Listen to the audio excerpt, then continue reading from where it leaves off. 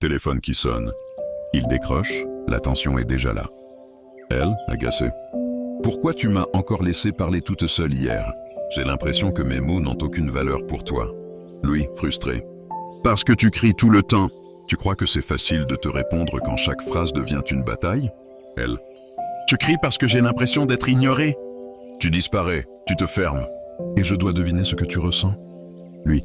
Je me ferme parce que tu m'attaques au lieu de m'écouter. Tu veux que je m'ouvre, mais dès que je commence, tu me coupes. Silence tendu dans le téléphone. Les deux respirent fort. Elle, voix qui tremble un peu. Tu sais, après qu'on a raccroché la dernière fois, j'ai regretté. J'ai réalisé que je t'ai parlé avec ma colère, pas avec mon cœur. Lui, plus doux. Moi aussi. J'ai regretté. J'aurais dû t'écouter au lieu de défendre mon ego. Je t'ai laissé seul dans une conversation où tu voulais juste être comprise. Elle. On s'aime. Mais parfois, on oublie comment se parler. On oublie que l'autre ne veut pas nous détruire. Juste être entendu. Lui. Oui.